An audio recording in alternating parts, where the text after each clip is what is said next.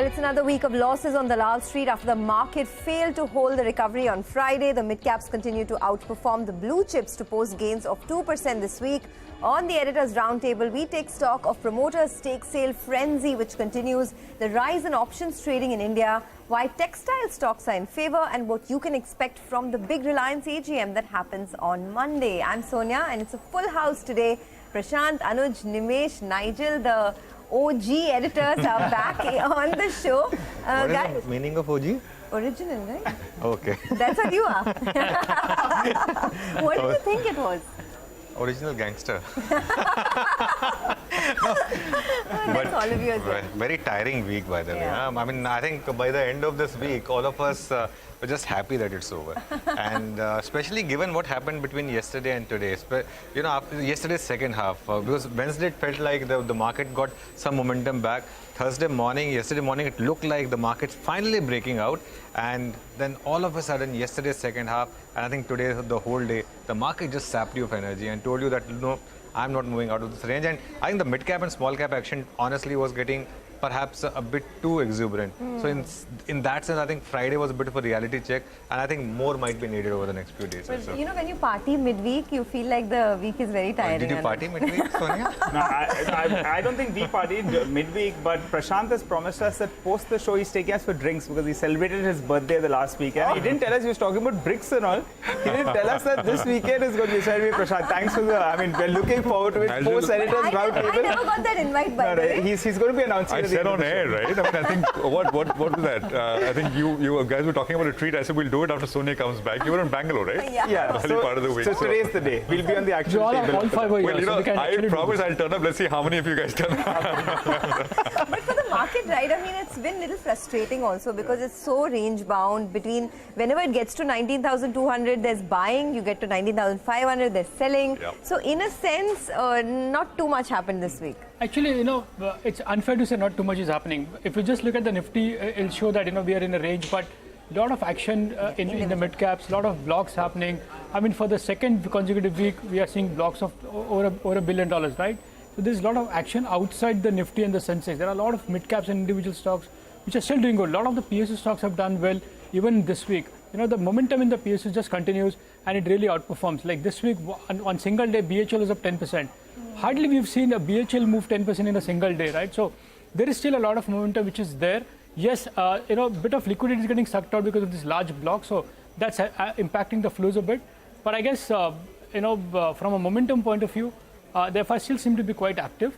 While they're not buying in the secondary market, but in the primary market, they seem to be quite active as well. There was a small hiatus when all those block deals were happening, and Nimesh, I remember I asked him, you know, to do something on closing bell. He said, "Thak gaya main ab." Exactly, yeah. And then there was a lull, right? Nothing happened with the last. And it started with started how? It's like the pipe is gushing. Yeah. And again, if I have to believe the investment bankers and fund managers, there is still a lot of pipeline which is still pending. There is a lot more to come. So maybe in Monday, Tuesday, you'll see another large block coming in one of the names, which I think they reported as well, right? So you know what I was a little bit scared about was what you told me, that a lot of them are actually setting up family offices. Yeah.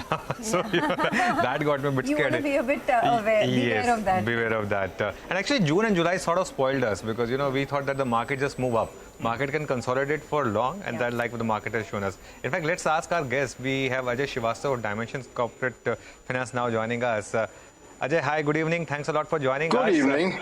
What have you made of this recent consolidation that we have seen in the market, and this violent consolidation, if I might add? I think it's a wonderful thing because finally, I think even my wife thinks I can do some sensible work. She says, "What are you doing? The market is going up. You can pick up anything in the market." So I think now she believes that I do some sensible work in looking at what does not go down. I think that's the major theme is now. Are you into stocks which are correcting and correcting rapidly? Did you buy on a P expansion kind of a scenario, which were dependent on the flows? And now with the flows are relatively drying up on this side of the market, those stocks are the ones which are taking the beating. So I think the mood of the market, is remain strong because you're entering the best festive season, but watch out because the cuts can take you down on some of the stocks. And therefore the mood is find stocks which can damage your portfolio, stay firm for what's going to come in the festivities. And you'll have fireworks in Diwali, you'll have fireworks in the market. Post January, what happens, as Sonia says, hangover, we will worry about it. Well, I don't know about a hangover, but I'm sure the market has some kind of a hangover right now, given the kind of, consolidation we've seen. But Ajay, you want to wish Prashant? It was his milestone birthday this time, right? Any advice to him? My God, is he 21? Is he 21? 21 into 2. I look 21. But any wishes for him, advice? Oh, my wishes for him. He's the best guy I've seen who always smiles. From Delhi Times, I've seen NDTV. He is always smiling. Market could be 1,000 points down. He is still smiling and you wonder why. Market can be 1,000 points up. He'll never laugh. He'll smile. I think great job. All the best, my friend. God bless you. Thanks, Ajay. Thank you. Ajay, you're missing out on the malt, today, but I'll take your share thing today. Prashant, maybe I will buy the due. shares. What are you buying? I'll buy the company shares on Monday. Nigel wants to have everybody's share of the malt. Oh, for sure. Okay, but you know what? The big theme of this week really has been all the kind of promoter selling that we've seen. Not just that, the block deals that have taken place, right? Nimesh, take it away. So no, it is unprecedented. We are seeing this kind of supply coming in from the promoters and strategic investors. 1.5 billion this week. For the year 2023, we've crossed almost $11 billion. So that's the kind of supply of paper which is coming. For this week, I'll just run through quickly the names. The biggest block this week was in Coforge. PE investor, which is Bearings Private Equity, sold their entire 26% stake and raised 8,000 crores. So that was a large block. This on Friday, which is today, there were 3 large blocks. Paytm was the big one, and Financial sold 3.5% stake, raised close to 2,000 crores. Minda, where the promoter sold 2% stake and they raised 450 crores. And Ember Enterprises was another block where the private equity sold 4% and they raised close to 350 crores. But this week also marked some large other deals as well. Manappuram Finance, 9.9% of the company's equity got sold. The private equity investor backed by Apex Partners sold their entire stake, so it was a clean-out trade. They raised close to 1,400 crores. And Max Financial was another large block, where 3.5% equity. The promoter entity, which is Max Ventures, sold 3.5% stake, and there they raised close to 1,000 crores. So, as I said, it's unprecedented. I spoke to a lot of experts as well, and even they believe that it's not seen of or heard of. In a Coforge block yesterday, 26% got sold, and the stock is up 10%. This is unprecedented. I have not seen in my career a promoter selling out. It's a zero holding company now. There is no particular promoter as far as Coforge is concerned. So, it looks like this trend is likely to continue. Okay, well, the trend is likely to continue, but let's take a look at what Anuj is focusing on today as well, at options. There's been an exponential rise in options for India. How do we stack up against the world, and what are the reasons for this? Anuj, what are you looking at? Eye-popping numbers, Sonia. Let me just go close to the wall and explain this in the kind of numbers that we have. What we have seen in our markets over the last 5 or 6 years is an exponential rise in options activity. First of all, let's just put things in context. We are a big market, but nowhere near the biggest market. That is, of course, the USA, which commands 44% of the world's market. China is next at almost 10%. Japan is at 5.5%. We are number 4 market, but proportion is very less, 3.3% of the world's market cap. Against that, look at the notional turnover, daily options turnover. This is in dollar billions, mind you. The US is at $1394 billion. China doesn't have too much of an options market, and so is the case with Japan. These are more of a cash markets. Look at India's options activity. This is the data provided by JP Morgan. $3,393 billion of daily turnover, options turnover. Now, keep in mind this is notional because you're looking at Nifty and Bank Nifty, which are of course 18,000 and 44,000 thereabout. Another plate would come up for you. Where exactly is this rise coming in from? Now, this is fascinating. You have the Nifty, which is almost $1176 billion of turnover and average open interest of $81.8 billion. The Nifty is higher in open interest than the Bank Nifty, but the Bank Nifty is more in terms of turnover because the Bank Nifty is a larger index in terms of the value. So $1,705 billion. And I think the next number is the one which tells you what exactly is happening. Nifty Financial Services. This is very recent. This just started about 6 months back or so. The volume started to pick up. This is Tuesday expiry, mind you. $665 billion. It's almost reaching half of Nifty already, and $16.7 billion of open interest. In stocks, of course, the open interest is very high, $27.6 billion. But because stocks are lower priced, so that's why you have $42 billion of average turnover. Now, what is very interesting is where exactly, which kind of options are generating the highest volumes. We have the weekly options expiry now. Remember, 90% of the options which are being traded are for the current week, and 60% of the open interest is from the current week. Now, why this discrepancy? Because in current week options, there's more trading, and in far week options, of course, there's more of holding the options for longer.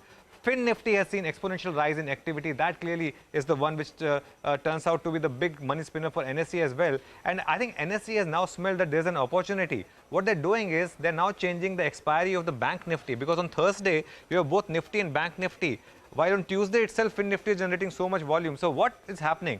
Till now, Nifty and Bank Nifty expiry is every Thursday. Fin Nifty is every Tuesday, and stocks is last Thursday.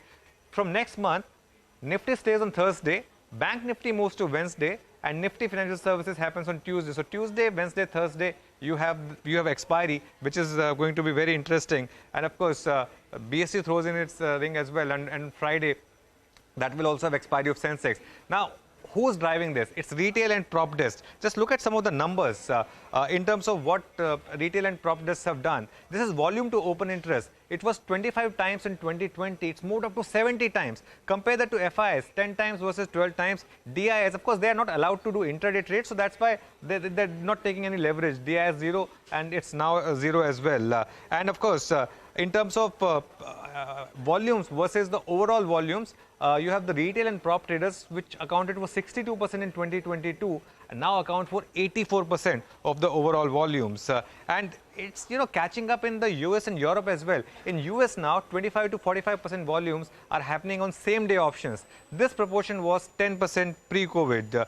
This is very interesting. And as I said, the BSE is also trying to milk in, and you have BSE's market share, which has gone up to 5% now in options market versus nil it was in 2020. And if you're looking at the expiry day market share, which is Friday versus Thursday for NSE, BSE has already reached 15%, though it's unlikely to translate into P&L gains for them, because a lot of this will go towards the mandatory settlement guarantees.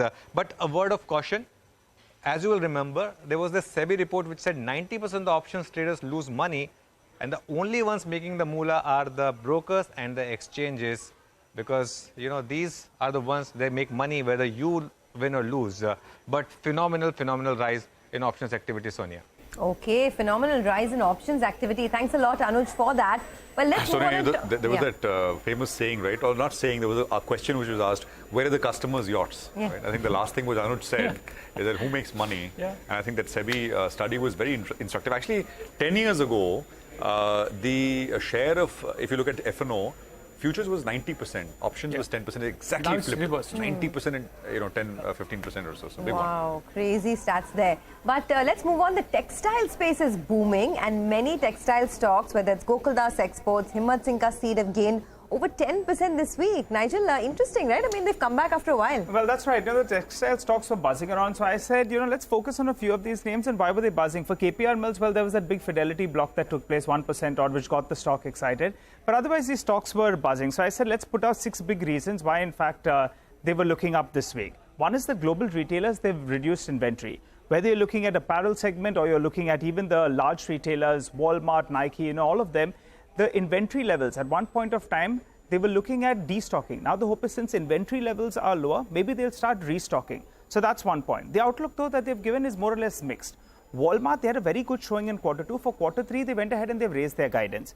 TGX, well, they are saying that the overall volume growth will be around 3 to 4% for the fiscal, which is good. While on the flip side, Target, they're expecting a degrowth, but they're limiting it to single digits. So commentary a little bit mixed, though more on the positive side.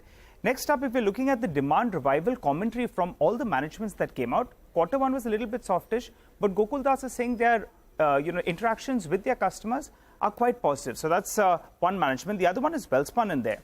They are talking about Q2 being good. Remember, that's ahead of Black Friday as well as ahead of Christmas. So they are quite optimistic out there. And Himmat Singh as well as saying that demand is fairly positive and stable out there. While Welspun, Indocount in fact, they saw a bit of a degrowth in the first quarter, but yet they maintained their guidance for the year. So on the whole, the commentary that came out was positive and a little bit optimistic about the coming quarters. Next up is the FTA discussions. Remember, India's have been having discussions with UK, with Canada, as well as the EU. Just to give you one data point, the total market potential out there is $21 billion from the UK itself. India is catering to just 1 billion out there. We are behind China, behind Bangladesh, and even behind Pakistan. So there is some kind of headway with regard to this FTA discussion. Then it opens up a whole new market for the Indians. And in fact, it reduces or it increases our competitive advantage as well. So that could be another point we should look at. Finally, if you're looking at the US market, well, the imports, both on the cotton sheets as well as on terry towels, they have gone up by a couple of percentage points. And China is losing out here. So it shows that we're increasing our penetration into the US markets. And finally, the problem pocket has been that cotton prices have been falling, yarn prices have been falling more. So spreads were unfavorable. Now maybe that will turn around. So that's the hope out there. Risks remain. If US goes into a recession, that will be a bit of an issue.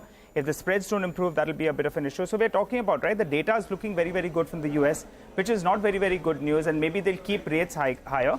Maybe the textile space could be one space that will see increased demand because the inventory levels are so low out there. Actually, completely different segment, but we had TTK in the morning today, right? Yeah, who said but the thing? Pressure cooker, they said the same thing, that inventory buildup has happened, but it'll start correcting itself by the end of the second quarter. Third quarter onwards, things should look up. And for these guys, it's important, right? The second and the third quarter more importantly, because that's where they start ordering yet again for Christmas and Black Friday as well. Nigel was inquiring about some pressure cookers, some plans to do some cooking over the weekend or something. No, Lata ma'am, give me all the rates about all the different kinds and different prices of pressure cookers as well. But Mr. Jagannatha told me the stainless steel one is 2,000 rupees. At least I'm clear on that. But Ajay, coming to you on a couple of these spaces, right, that have come back in a big way. But overall, if you look at it, the consumption patterns are slowing down a bit compared to that post-COVID boom that we had. How are you approaching this space and what do you like, apart from the alcohol stocks? Okay. Here we go. Okay. I think, I think this sector is a very small sector in the market at the end of the day. You can't make decent returns out of it. It's not done well for a long time. Even when it does well, the ratings are very poor. The Ps are very poor. There's no capital market kind of story building up there. There are a couple of stories when you mention about the towel story, which is becoming a domestic story from the international. Bottom line in India has always been that domestic stories get you better value, export stories don't give you value. And that's the underlying thesis of the whole Indian market. So all the companies which are moving towards India as a major market, and I think one of the large towel companies has done that or announced that, I think they will get better value. Companies focused on exports, their valuation will struggle, and I don't think they have a very valid case for being a capital market commitment. There's so many more things happening in this country, so many better, exciting new companies. Almost 400 new, different companies of industries have come in the country in the last 2 to 3 years, new IPOs. I think textiles, export companies possibly would be on the lowest rung of priorities. If I really have nothing to do in life, I may buy some of them. But on an ordinary day, I don't think so. I think it's Buffett who has spoiled the mood for textile companies when Berkshire was a textile company, right? He sold it and he said, well, that's the worst mistake I ever made. I think that's colored the view on textile ever since, not just here in India. Across the world. Across the world, absolutely.